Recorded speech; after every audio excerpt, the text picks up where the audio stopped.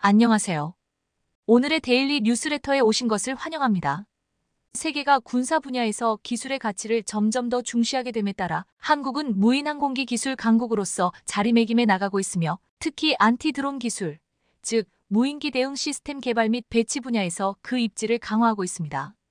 최근 세계 각지에서 발생한 군사 충돌은 현대 전쟁에서 드론의 부정할 수 없는 가치를 보여주었습니다. 감시 및 정찰뿐만 아니라 드론은 공격 및 방어에 있어서도 유연하고 효과적인 도구가 되었습니다. 이를 인식한 한국은 UAV 기술을 지속적으로 연구하고 개발하여 진보된 기능을 갖춘 드론을 개발함과 동시에 외국 UAV로부터 자국의 항공 공간을 보호할 수 있는 능력을 갖추었습니다. 이러한 맥락에서 한국의 안티드론 기술은 탐지, 추적, 분류 및 무력화 능력을 갖추고 있으며 세계적으로 주목을 받고 있습니다. 이 시스템들은 외부 UAV의 침입을 탐지하고 차단하는 것뿐만 아니라 필요한 경우 공격하거나 파괴할 수 있는 능력을 포함하고 있습니다. 한국은 이 분야에서의 능력을 드론 방어 시스템의 성공적인 개발을 통해 입증했습니다. 이 시스템은 레이더와 광학 시스템을 통한 탐지 및 추적, 소프트킬 및 하드킬과 같은 다양한 무력화 조치를 통합할 수 있는 능력을 가지고 있습니다. 안티-드론 기술의 개발은 한국이 상공으로부터의 위협을 스스로 방어하는 데 도움을 주는 것뿐만 아니라 첨단 국방 기술을 다른 나라에 수출할 기회를 열어주고 한국을 글로벌 기술 강국으로서의 위치를 강화하는 데 기여하고 있습니다. 이는 미래의 한국의 국가 안보 강화는 물론 지역 및 전 세계적인 안정과 보안에 기여할 것입니다. 이에 대해 좀 더 자세히 알아봅시다. 중국이 드디어 UFO를 만들어냈습니다.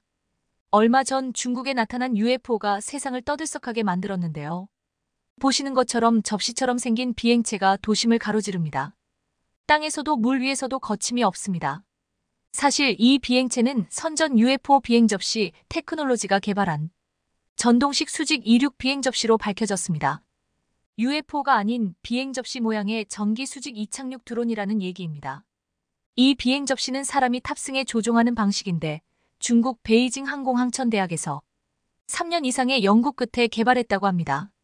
자세히 보면 12개의 프로펠러 날개가 조종석을 둘러싼 구조로 되어 있고 최대 시속은 50km, 높이는 최대 200m까지 비행할 수 있다고 하는데요. 공기 통로인 덕트 6개에 각각 2개씩 12개의 날개가 있습니다. 하지만 그럴듯해 보이는 외관과 달리 비행 가능 시간은 고작 15분에 불과하다는 사실이 알려지자 허무하다는 반응이 많았습니다.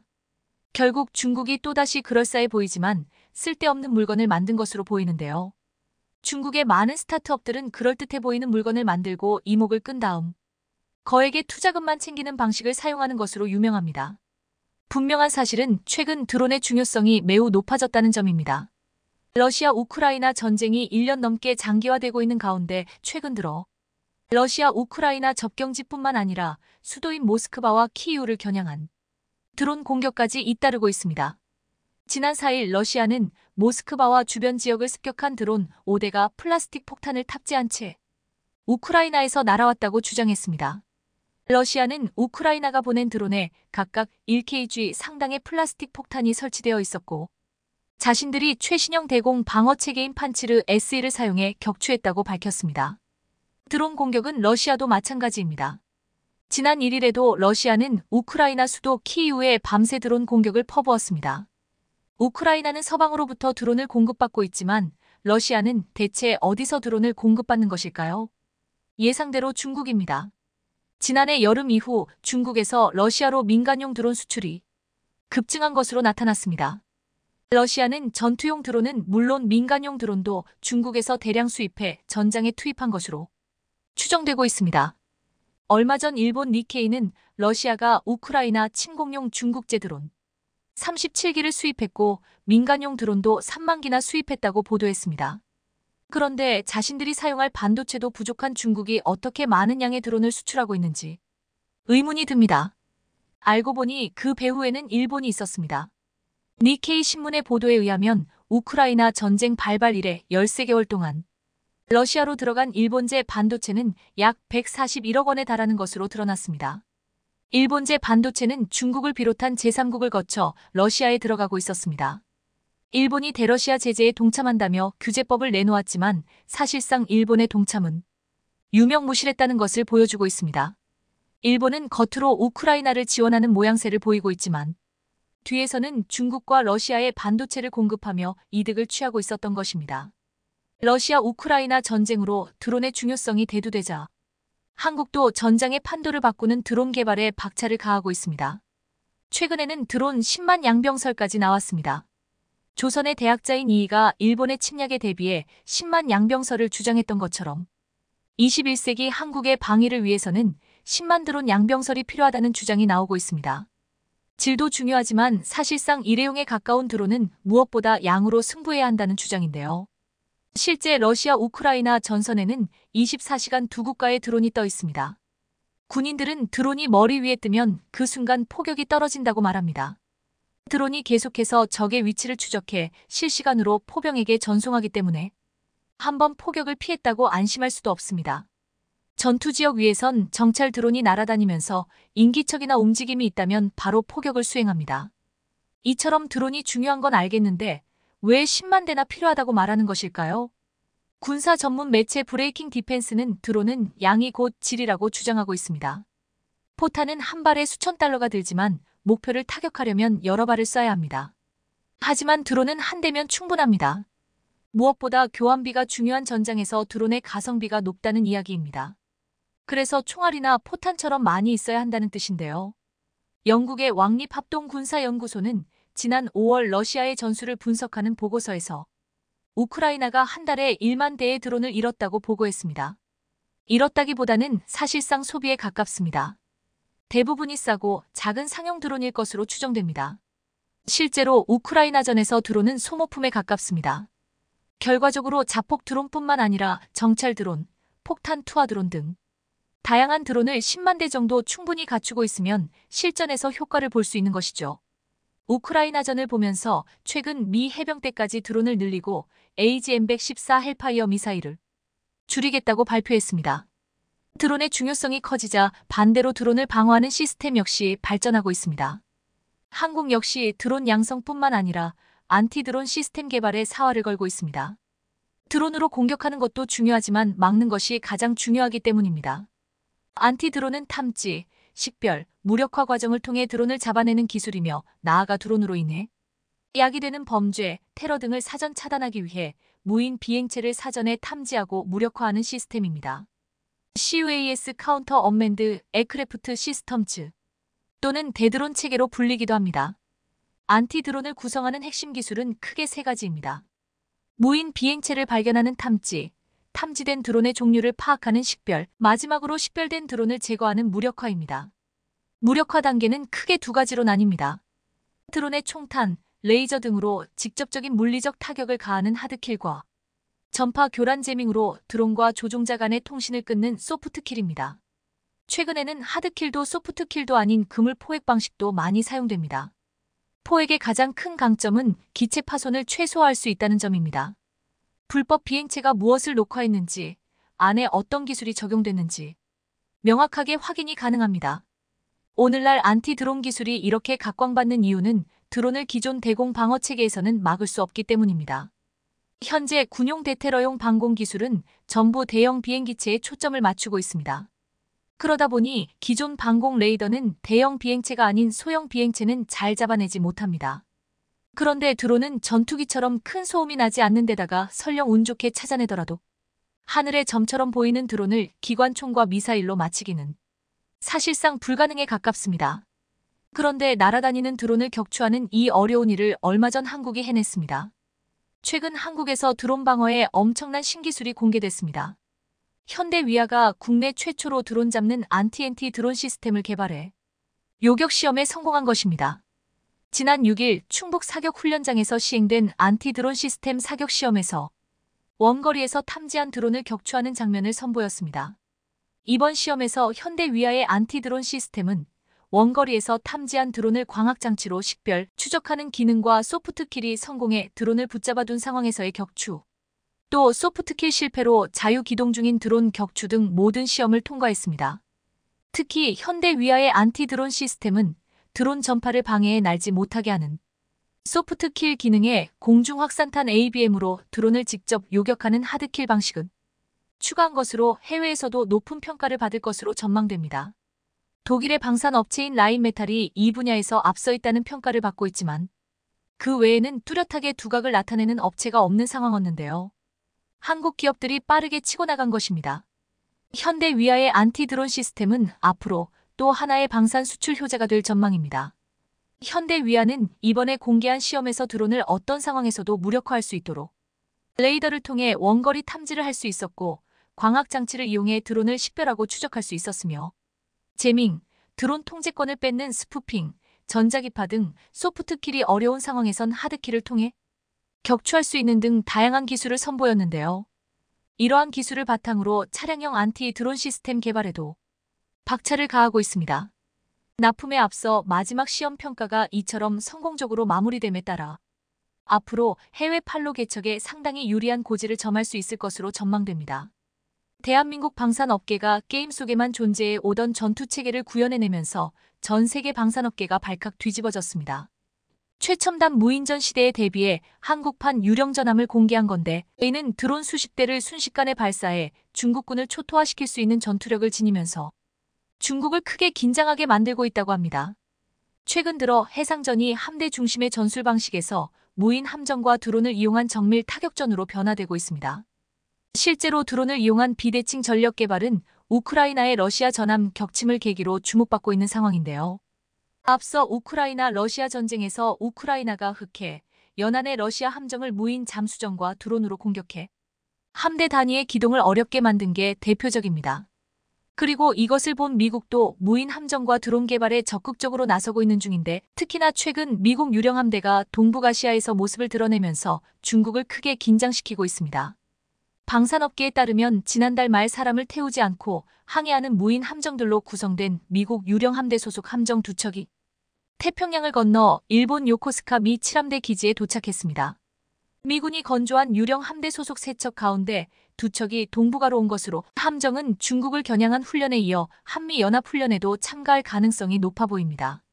미국 유령 함정은 미 해군 중형 USV, 다시 말해서 무인 수상함 레인저로 쌍둥이 함정인 USV 마리너와 함께 모습을 드러냈습니다. 이는 2년 전 첨단 함대공 요격 미사일 SM-6를 시험 발사하는 등 탁월한 전투 능력을 입증했었습니다. 이번에는 8,000km 넘는 태평양을 무인 자동운항 방식으로 횡단해 원거리 항해 능력을 뽐내며 중국을 긴장시키는 데 크게 한몫했는데요. 무엇보다 레인저가 뜨거운 관심을 받고 있는 건 무인 수상함이기 때문인데 기본적으로 무인 수상함은 원해로 나갈 때 군 위성을 기반으로 한 GPS를 사용하면서 자율운항이 가능합니다. 이는 안정적인 운항을 위한 센서가 탑재돼 있어 가능한 일인데 이번에 레인저는 태평양을 횡단하면서 미 해군 칼 빈슨 항모전단, 탄약 운반함 찰스두루, 일본 자위대 함정들과 훈련하며 실전 능력도 키웠습니다. 특히 무인 수상함은 유인 수상 전투함에 즉각적으로 다양한 전투 능력을 제공하는데 주변을 탐지하고 필요하면 공격은 물론 방어 체계를 효율화할 수 있는 스마트한 다목적 전력이라는 게 방산 전문가들의 평가입니다. 미 해군에 따르면 이번에 유령 함대가 7함대로 전개한 건 중국을 견제하기 위해서였는데 급증하는 중국 해군에 맞서려면 병력 손실을 최소화하며 공세를 펼 수 있는 무인 함정이 제격이기 때문입니다. 이런 이유로 레인저와 마리너는 대중국 훈련에 이어 한반도 주변 바다에서 한미연합훈련에 참가할 가능성도 매우 높은 상황입니다. 중국 견제에 효과적인 만큼 미 해군은 이번 7함대 전개 훈련 성과를 토대로 5년 뒤부터 대형 USV 건조에 본격적으로 나선다는 계획인데요. 이에 우리 방산업계도 무인 함정 기술 개발에 힘쓰고 있는 상황으로 얼마 전 하나오션이 ADEX 2023에서 최신 무인 전력 지휘 통제함을 선보였던 것도 이와 같은 일환입니다. 방산업계에 따르면 하나오션은 지난 10월 열린 ADEX 2023에서 미래 무인 전력 지휘 통제함을 전시해 당시 전시회에 참석한 전 세계 방산업계 관계자들의 이목을 완전히 사로잡았는데요. 실제로 당시 하나오션 관계자는 인도네시아, 필리핀, 캐나다, 폴란드 등 각국의 국방부 및 방위사업청 고위 관계자들이 하나오션 부스를 방문해 무인 전력 지휘 통제함에 관심을 보였다고 분위기를 전했습니다. 실제로 이번에 하나오션이 선보인 고스트 커맨더로 불리는 무인 전력 지휘 통제함은 우리 해군이 지향하는 미래 스마트 네이비 구현을 위해 설계된 게 특징입니다. 고스트 커맨더는 다양한 형태의 무인 항공기, 무인 수상함, 무인 잠수함 등을 탑재해 해상에서 작전을 수행할 수 있습니다. 그리고 이는 하나오션이 무인 첨단 함정 기술 분야에서 초격차 방산 솔루션을 확보했는지 확인할 수 있는 대목입니다. 이렇듯 아무나 구현해낼 수 없는 하나오션의 방위 기술력, 미래 무인전을 이끌어갈 고스트 커맨더의 작전 시나리오가 공개돼 연일 화제가 되고 있는데요. 앞서 말씀드렸던 것처럼 무인 전력 지휘 통제함은 적에게 유령과 같은 존재로 인식될 정도로 소리 소문 없이 작전을 짤 수 있어 고스트 커맨더라고도 지칭됩니다. 하나오션의 유령전함 고스트 커맨더 중 5천 톤급함은 무인 항공기, 무인 수상정, 무인 잠수정을 탑재한 움직이는 바다기지라고도 불립니다. 예를 들어 무인 정찰기가 공중에서 적을 감시하는 동안 바다에서는 무인 함정이 방어체계를 구축하는 철통 보안 시스템을 갖춥니다. 그리고 이들 무인기들을 고스트 커맨더에서 지휘하면서 적의 노출이 발견됐을 때 바로 투입될 수 있도록 합니다. 이렇듯 회전익 무인 정찰기, 무인 수상정, 잠수정들이 영공과 영해, 수중에서 각각 통제함의 지시하에 한 몸처럼 일사불란하게 움직입니다. 그리고 적이 발견되는 그 즉시 정찰대가 위성을 이용해 통제함으로 데이터를 전송하고 드론 대응용 UAV로 적의 시야를 방해함으로써 대응 시간을 멉니다. 적을 공격할 땐 공격용 무인 항공기를 출동시켜 적의 방어 태세를 한순간에 무력화시킵니다. 그리고 더 나아가 미래에는 16,000톤급 무인 전력 지휘 통제함이 등장할 전망인데요. 이에 따라 고스트 커맨더는 다수의 무인기를 탑재하며 항공모함의 모습을 띠는 등 성능 면에서도 사이버 공격 대응까지 가능한 완전체 모습이 될 전망입니다. 작전에 돌입하면 무인 수상정의 출격을 시작으로 전투용, 정찰용 무인 잠수정이 해저로, 무인 항공기들은 하늘로 향합니다. 그런데 이 고스트 커맨더는 전자기식 사출 시스템으로 긴 활주로를 가지고 있지 않아도 됩니다. 이륙한 전투용, 정찰용 무인 항공기가 적진을 서둘러 파악하곤 함대 정보를 고스트 커맨더에 전송합니다. 그러면 통제함은 수집한 정보에 따라 전투 전략을 세우는 등 문인체계 센서를 통해 실시간으로 전장 상황을 3차원으로 구현하고 최적의 무인 전력을 짭니다. 이를 통해 지휘관은 보다 더 전략적으로 지휘할 수 있게 됩니다. 수중에서는 다목적 무인 수상정이 기뢰를 설치해 어뢰를 이용해 적의 잠수정을 침몰시키고 공중에서는 무인 항공기와 무인 수상정이 적을 향해 정확히 미사일을 쏩니다. 반면에 적 무인기가 공격해와도 고스트 커맨더의 레이저포 방어에 무력하게 적이 초토화됐습니다. 뒤이어 강제착함 장치로 무인기가 제일 먼저 돌아오고 무인 수상함, 잠수정이 뒤따르면 작전은 끝이 납니다. 아울러 하나오션의 미래 잠수함 수중 무인 전력 지휘 통제함은 수직 발사관으로 무인 항공기를 쏘아 올립니다. 그리고 전투용 정찰용 무인 잠수정이 바다에서 출발하고 임무를 끝낸 잠수정들이 하나둘씩 돌아옵니다. 이들은 함내에서 무선 충전한 뒤 곧바로 다음 전장에 투입될 준비를 마칩니다. 작년에 해군에서 전역한 뒤 현재 하나오션 부사장으로 근무하고 있는 정승균 전 잠수함 사령부 사령관은 유령 함대는 무인 함정, 무인 잠수정, 무인 항공기를 통해 승조원을 보호하는 동시에 전투력을 높이는 해상 무기 체계라며 강한 전투력을 보유한 무인 전투 체계를 개발해 국내는 물론 해외에도 수출하겠다고 말했습니다. 정 사령관은 전 세계적으로 해군력 건설의 가장 큰 어려움은 인력 확보라며 자동화와 무인화를 통해 인력 감축과 승조원 보호 체계를 구축해 나갈 방침이라고 덧붙였습니다. 그런데 이 엄청난 기술력이 담긴 무인 전력 지휘 통제함이 지난 6월 열린 MADEX 2023에서 공개되면서 우리 해군이 추진 중인 해양 유무인 복합체계 네이비시 고스트의 윤곽이 드러났습니다. 이번 MADEX 2023에서는 무인 전력 지휘 통제함 내부에 탑재할 수 있는 무인 전력 모형도 대거 출품되면서 더욱더 눈길을 끌었다고 하는데요. 방산업계에 따르면 HD현대중공업과 하나오션은 이번에 무인 전력 지휘 통제함 모형을 각각 최초로 공개했습니다. 영화 스타크래프트의 캐리어가 최대 8기의 소형 공격기를 탑재하고 다니며 상대방을 공격하는 것처럼 무인 전력 지휘 통제함도 무인 수상정이나 무인 잠수정, 무인 항공기 등을 탑재하고 다니다 이를 출격시킬 수 있습니다. HD현대중공업에 따르면 무인 전력 지휘 통제함에 탑재 가능한 전력은 수직 이착륙형 드론 7대, 수상정, 잠수정 10대, 헬기형 항공기 1기 등으로 이번 전시장에 설치된 건 5,000톤급을 축소한 모형입니다. 반면에 하나오션은 고스트 커맨더라는 이름의 무인 전력 지휘 통제함을 3종 소개했는데 모두 무인 항공기, 무인 수상정, 무인 잠수정을 운용하며 해상 수중공 중에서 정찰과 전투 임무를 수행합니다. 전시장에 설치된 모형은 16,000톤급으로 HD 현대중공업의 무인 전력 지휘통제함 구상보다 컸습니다.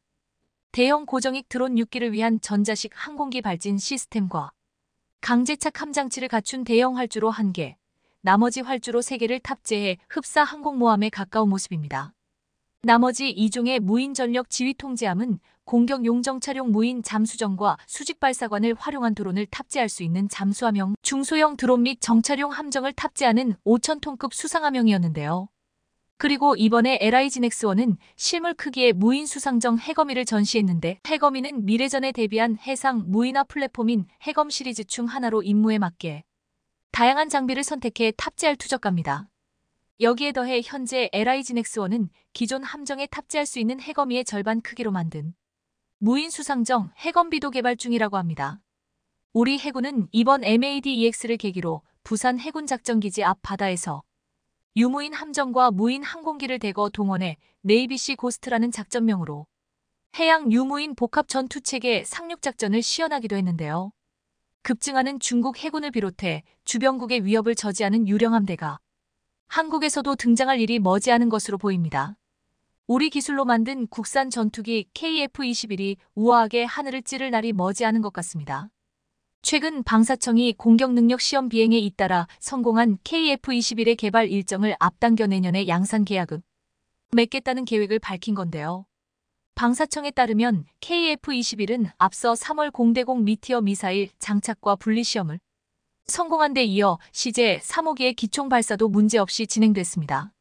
이렇듯 전투 능력을 확인하는 시험을 통과한 KF-21은 첫 야간 비행도 성공하면서 비행과 위장에 적합한 색을 찾는 도장까지 세부적인 부분마저 순조로운데요.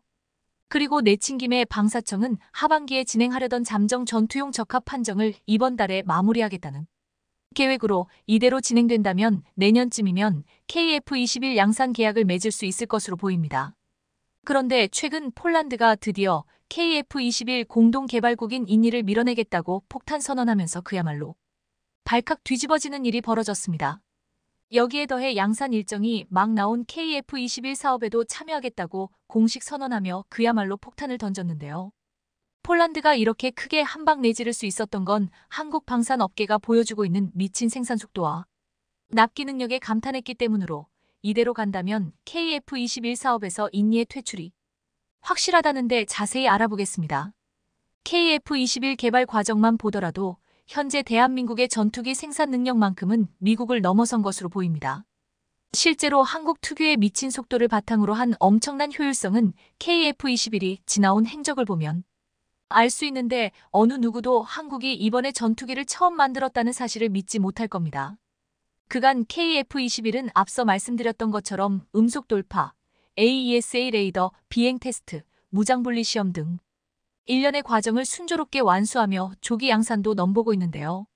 그런데 이런 일들은 미국조차 하지 못했던 전투기 개발 사례에서 이례적인 행보로 실제로 과거 유럽 국가들이 공동 개발에 나섰던 유럽 파이터 타이쿤조차 개발 과정에서 여러 가지 기술 허점을 드러냈었습니다. 이런 이유로 엄청난 속도의 생산과 더불어 기술 완성도를 자랑하는 한국의 전투기 생산 능력은 세계에서 군용기를 가장 많이 운용하고 있는 미국과 견주어도 전혀 이상하지 않습니다. 실제로 폴캐스트 인터내셔널에 따르면 미국의 연간 전투기 생산 능력은 평균 150대로 한국과 비교하면 2.5배 많지만 미국의 로키드 마틴, 보잉, 노스럽 그루먼 등 세계 3대 전투기 제조사가 쓸려있다는 점을 감안하면 KAI 역시 전혀 뒤지지 않습니다. 방산 전문가들 사이에서도 여러 가지 상황을 볼 때 한국의 전투기 생산 능력은 미국을 이미 따라잡은 상태이며 심지어 유럽 3개국의 생산 능력과 합친 것과 이렇듯 한국의 전투기 생산 능력이 세계 최고 수준에 이를 수 있었던 건 전투기를 만드는 공정 하나하나 세심한 기술이 들어가기 때문인데요. 그리고 그 중에서도 전투기 동체와 날개에 구멍을 뚫는 로봇인 대형 로봇들이 링 시스템, LRDS로 KAI 따르면 통상 전투기 제작 과정에선 고온으로의 동체 형태가 틀어질 수 있어 용접 대신 구멍을 뚫고 볼트와 리벳으로 연결합니다. 그런데 문제는 사람이 직접 전투기 동체에 구멍을 뚫는 게 극히 어렵다는 건데 전투기 한 개를 조립하기 위해 필요한 구멍만 1만 7천 개에 달하며 날개의 경우 탄소 섬유 시트 80장을 겹쳐 만드는 만큼 한 번에 뚫는 게 불가능합니다. 무엇보다 사람이 구멍 하나를 뚫기 위해선 2분 34초 동안 3번에 걸쳐 뚫어야 하기 때문에 공정 시간이 오래 걸릴 수밖에 없는데요. 그런데 KAI는 이러한 문제를 보완하고자 순수 국내 기술로 LRDS를 만들어 전투기 생산 속도를 엄청나게 줄였는데요. KAI에 따르면 LRDS를 이용하면 사람이 뚫을 때보다 시간이 84% 이상 단축되며 심지어 LRDS는 구멍 위치를 표시하는 장비와 구멍을 뚫는 장비가 통합돼 더 효율적입니다. 또한 전투기는 한치의 오차도 허용하지 않는 정확한 조립이 생명인데 한국 방사는 이건 역시 국내 기술로 효율화시키며 완성도를 비약적으로 높였는데요.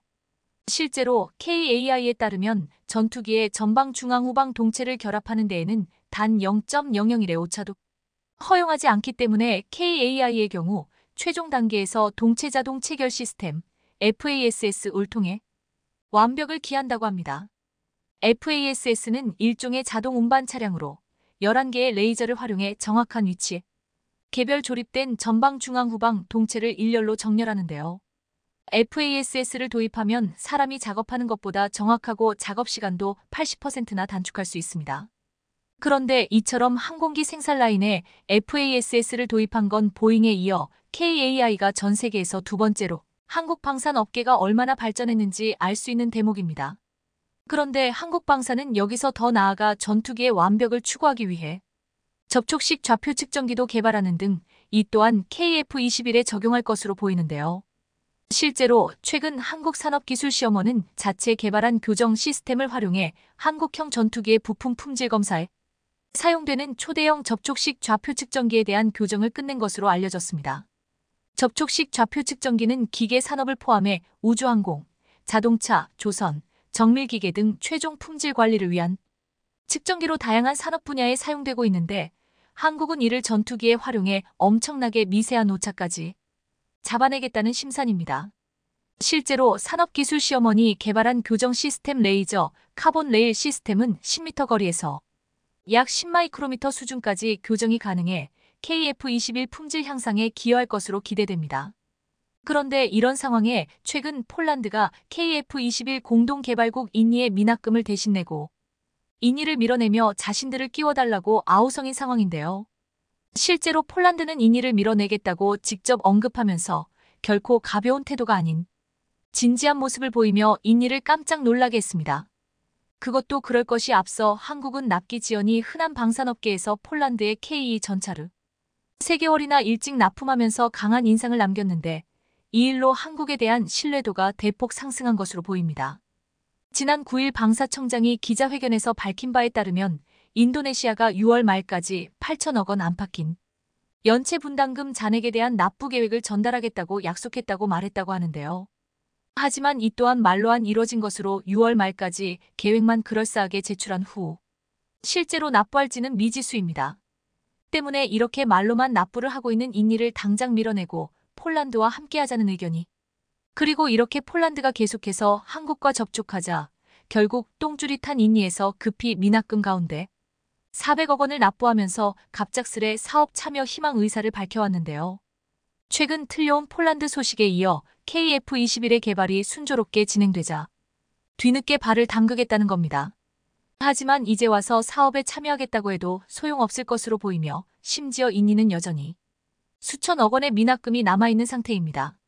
수년간 차일피일 미뤄왔던 분담금을 100% 다 납부한다고 하더라도 그간의 인니의 행태를 볼 때 쉽게 받아주기 힘든데 이제와 찔끔 낸다고 폴란드가 있는 마당에 호락호락하게 넘어가지 않을 거기 때문입니다. 그리고 결국 작년에 수십조 원대의 무기 수출 계약을 체결한 폴란드가 KF-21 공동개발에도 참여하고 싶다는 의사를 공식적으로 전달하면서 판도가 뒤바뀌었는데요. 방산업계에 따르면 현재 인니가 내지 않고 있는 개발 분담금을 폴란드가 대신 내고 지분을 가져가는 방안이 거론되고 있는 등 구체적인 진행 사항까지 공개됐습니다. 실제로 지난달 한국을 찾은 폴란드 국영방산업체 PGG의 흐바익 회장이 KF-21 사업에 공동개발국으로 참여하고 싶다는 의사를 밝혔으며 인니의 연체금 8천억 원을 대신 납부하겠다는 뜻도 전한 것으로 알려졌습니다. 그것도 그럴 것이 이니는 KF21 사업 이후 2,272억 원만 납부하다 3년 10개월 동안 더 이상 돈을 내지 않았는데 작년에 94억 원을 추가로 납부한 데 이어 올해 400억 원을 더 낸 게 고작입니다. 상황이 이러자 폴란드 측은 인니의 연체 금액을 자신들이 대신 내고 KF21 블록이 버전부터 공동 개발에 참여하고자 한다는 제안도 한 것으로 전해졌습니다. 현 시점에서는 1단계 무장 개발이 막바지에 이르렀기 때문에 공대지 무장 개발이 시작되는 2단계부터 폴란드가 나설 거라는 분석입니다. 그리고 조만간 PGG가 폴란드 정부를 통해 우리 정부에 공동개발국 참여 의향서를 전달할 계획인 것으로 알려진 가운데 방사청은 의향서가 접수되면 본격적인 검토에 착수할 것이라고 밝혔는데요. 이렇듯 추후에 PGG가 KAI 컨소시엄에 합류한다면 개발 비용 부담도 덜 수 있는 데다 유럽을 포함한 글로벌 시장 진출에도 추진력을 얻게 될 것으로 보입니다. 여기에 더해 지금도 FA50을 오랜 기간 사용한 국가들을 중심으로 KF21에 엄청나게 관심이 폭발 중인 상황인데요. F16을 도입하지는 않았지만 T50 계열을 도입한 태국과 필리핀도 KF21의 수출 대상으로 거론되고 있으며 미국의 F35A 도입을 원하지만 정치 경제적 이유로 구매가 어려운 국가에도 KF21이 대안으로 떠오를 것으로 보입니다. 그리고 이제 차세대 엔진 개발까지 염두에 두면 미국의 제안을 받지 않으면서 수출국은 더 늘어날 전망인데요. 실제로 미국의 승인 없인 엔진 등 장비가 제3국으로 이전될 수 없기 때문에 미 엔진이 적용된 KF21을 수출하려면 미국에게 수출 면허를 받아야 하지만 한국도 독자 엔진 개발에 나서고 있는 만큼 이런 걸림돌 또한 없어질 거란 얘기입니다. 폴란드의 KF21 개발 합류는 여러모로 매우 환영할 만한 일로 보이는데요. 이제야 KF21 사업이 제자리를 찾아가고 있는 것으로 보이며 어서 빨리 좋은 소식들이 추가로 들려왔으면 좋겠습니다. 인구수 2억 7,700만 명으로 세계에서 4위에 랭크된 인도네시아는 흔히 인이라는 약칭으로 불립니다. 인도네시아를 한자로 음차한 인도니서아에서 유래했죠. 아마 KF21 전투기 사업 때문에 부정적인 이미지를 가진 분들도 계시겠지만 인도네시아는 사실 어마어마한 잠재력을 가진 국가입니다. 동남아 최대 인구수를 보유한 먹분에 포스트 차이나로 불리기도 하는데 무엇보다 인구의 43%가 25세 이하라는 젊은 국가라는 점은 상당히 매력적입니다. 젊은 층을 잘 공략하면 그만큼 오랫동안 주요 고객을 확보하는 것이기 때문에 수많은 기업들이 인도네시아 시장에 공을 들이고 있기도 하죠. 특히 고령화 사회로 접어든 한국의 입장에서 반드시 잡아야 하는 시장이기도 합니다. 영토도 어마어마한데 인도네시아의 특징은 15영개가 넘는 섬으로 이루어진 국가라는 점입니다. 그리고 그 섬 곳곳에는 어마어마한 자원들이 매장되어 있는데 특히 전기차 배터리의 핵심 원료인 니켈의 경우 전 세계 생산량의 37%를 차지할 정도로 놀라운 수준입니다. 니켈 외에도 석탄, 주석, 동 매장량과 생산량이 세계 최상위권이고 동남아 최대의 석유 및 가스 생산국이기도 한데요. 그런데 최근 인도네시아가 이 거대한 자원을 한국에게 맡겨보기로 했습니다. 얼마 전 한국과 인도네시아는 수교 50주년을 맞아 수많은 기업인이 자카르타로 모여 미래 핵심 산업과 공급망, 보건, 디지털 등 다양한 분야에 대한 협력 방안을 논의했습니다. 이날 행사에는 정의선 현대자동차 회장을 비롯해 구광모 LG 회장, 신동빈 롯데 회장 등 한국 측 기업인과 약 20명의 인도네시아 기업인이 참석했죠. 그리고 이날 한국지질자원연구원은 아리핀 타스리프 에너지 광물자원부 MEMR 장관과 핵심 광물과 유가스전 분야 연구 협력 및 추진 방향을 논의했습니다. 아리핀 타스리프 장관은 성광재련 등 지질연 핵심 광물 재활용 기술에 큰 관심을 보인 것으로 알려졌습니다. 인도네시아는 2060년까지 니켈 등 핵심 광물 재활용 기술 개발 플랜트 건설을 계획하고 있는데 이 분야에 역량을 갖춘 지질연과 국제 연구를 희망했죠. 그런데 한국과 핵심 광물에 대한 논의를 시작했다는 점은 상당히 놀라운 일입니다. 왜냐면 최근 인도네시아는 무서울 정도로 자원을 무기화하고 있으니까요. 미국 지질조사국 UGEL OSGS에 따르면 인도네시아는 2022년 기준 세계 최대의 니켈 생산국이며 총 매장량은 200만 톤으로 호주의 900만 톤을 앞질렀습니다. 미국 지질조사국은 2022년 전 세계 니켈 생산량이 2021년 273만 톤에서 20.88% 증가한 330만 톤에 도달했다고 밝혔는데 인도네시아가 48.48%인 160만 톤을 차지했죠. 그런데 지난 2020년 1월 인도네시아 정부는 니켈 원광을 수출하지 못하도록 문을 걸어 잠궜습니다. 니켈리은 전기차 배터리의 핵심 광물입니다. 전기차의 생명인 배터리의 성능을 결정하는 주원료로 니켈 함량이 높을수록 주행거리와 에너지 밀도가 개선되죠. 그래서 전기차 산업이 성장하면 성장할수록 니켈에 대한 수요가 높아질 수밖에 없고 니켈의 안정적인 확보는 필수적인 과제가 됐죠. 그런데 전 세계 니켈 생산 1위를 자랑하는 인도네시아는 지난 2020년부터 니켈을 원광 형태로 수출하는 것을 금지시켰습니다. 대신 인도네시아 국내에 재련소를 지어 가공한 니켈만 수출하도록 했죠. 그 결과는 어땠을까요? 전 세계에서 니켈을 필요로 하는 모든 기업들이 인도네시아에 직접 투자를 시작했고 수출액도 30배 이상 커졌습니다. 이에 자신감이 붙은 인도네시아는 올해에는 알루미늄 원료인 보크사이트 원광 수출도 중단시켰고 내년부터는 주석과 구리, 금 등 다른 광물들에도 동일한 규제를 적용할 예정인데요. 인도네시아가 이렇게 자원을 무기화하고 전 세계 광물 가격이 급등하자 국제통화기금 IMF가 직접 나서 니켈의 수출 금지 정책을 단계적으로 폐쇄하라는 권고를 내렸을 정도입니다. 언드. 이에 인도네시아는 현대식민주의라며 강하게 반발하고 있죠. 인도네시아에 매장된 광물을 두고 감나라, 배나라 하는 것도 우스운 일이지만 인도네시아가 이를 따를 이유도 없습니다. 그런 상황에서 인도네시아가 한국의 지질연과 협력을 시작한 겁니다. 광물이 풍부한 인도네시아는 자국 광물 산업 진출을 대가로 기술력이 동반된 투자를 유도하고 있는데 지질연은 이번 대화로 인도네시아가 광물자원 전주기 기술을 보유한 지질연을 핵심 광물 개발 및 재활용 공식 협력 파트너로 인정했다고 설명했습니다. 또한 인도네시아 반둥공대 ITB와의 핵심 광물 탐사 개발 활용 공동연구 추진 및 공동연구센터 설립 업무 협약의 모유도 체결됐는데요. 지질연과 ITB는 2022년 11월부터 핵심 광물 탐사 개발, 자원 활용 성광재련 공동연구 협력을 논의해왔으며 이번 협약 체결은 그 결실이라고 할 수 있습니다.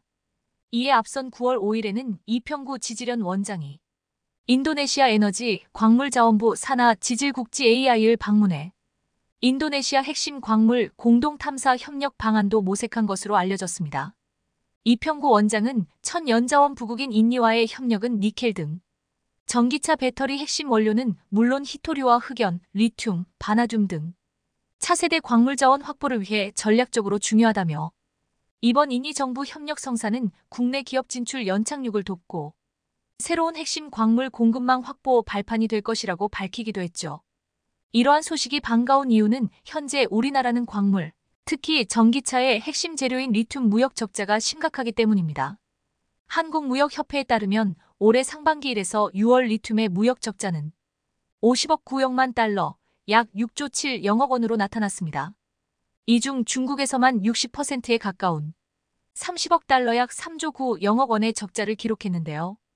중국 의존도가 높은 국내 산업계엔 이 리튬이 아킬레스건이 될 수 있다는 말도 나오고 있습니다. 실제 미중 갈등이 심화하면서 중국은 히토류, 리튬, 니켈 등 자원을 반격 카드로 적극 사용하고 있는 상태로 그야말로 자원의 무기화를 열심히 실천하고 있습니다. 이를 어떻게든 벗어나고자 우리 기업들은 이에 호주, 아르헨티나 등의 리튬 업체들과 파트너십을 맺거나 아예 광산에 직접 투자하는 방식으로 터십을 공급망 다변화를 꾀하고 있는데 여기에 가장 중요한 파트너 중 하나가 인도네시아가 될 것으로 보입니다. 즉, 이번 협력을 통해 중국 의존도를 어느 정도 벗어날 수 있다는 뜻이 될 수 있죠. 인도네시아는 2010년대 중반 이후 중국 위협론이 대두되며 대한민국이 탈중국 시도의 일환으로 추진하고 있는 신남방 정책의 핵심 국가지만 그 위상에 비해 인도네시아에 대한 인식은 다른 동남아시아 국가들에 비해 다소 떨어집니다. 한국과 무역 교류가 가장 활발한 베트남, 세계적인 관광 대국으로 유명한 태국, 한국의 가장 인접한 영어권 국가인 필리핀, 국제적인 금융물류 중심지로 잘 알려진 싱가포르 등과 달리 인도네시아는 기본적으로 이슬람 국가라 문화가 이질적이고 한국에 체류하는 인도네시아인도 그렇게 많지 않은 편입니다. 그래서 상대적으로 덜 알려진 편이죠. 또한 인도네시아 경제는 이미 화교 자본과 일본 자본의 영향력이 강해 한국이 개입할 만한 여지가 비교적 적은 것도 한몫하고 있었습니다. 하지만 이런 분위기를 단번에 바꿔준 것이 한류입니다. 인도네시아에서 한국은 한류 덕분에 인지도가 상당히 높은 편으로 동남아시아 최대의 한국 문화 소비국입니다.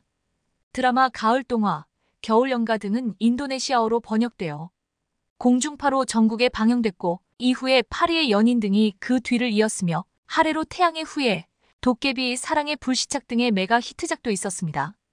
인도네시아 대형 도시에서는 한국 드라마를 상영하는 극장도 생겨날 정도라고 하죠.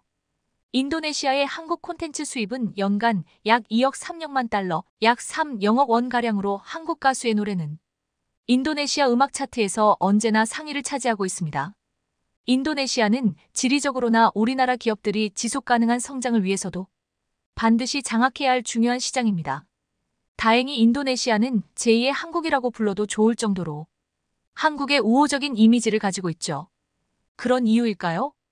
코로나로 한국 여행이 중단됐던 당시 한국 여행을 가지 못한 인도네시아인들을 위해 1억 5억만 명이 사는 자바섬에 한국 전통 한옥이 들어서기 시작한 것이죠. 그리고 마을 이름을 북초난 옥마을이라 지었습니다.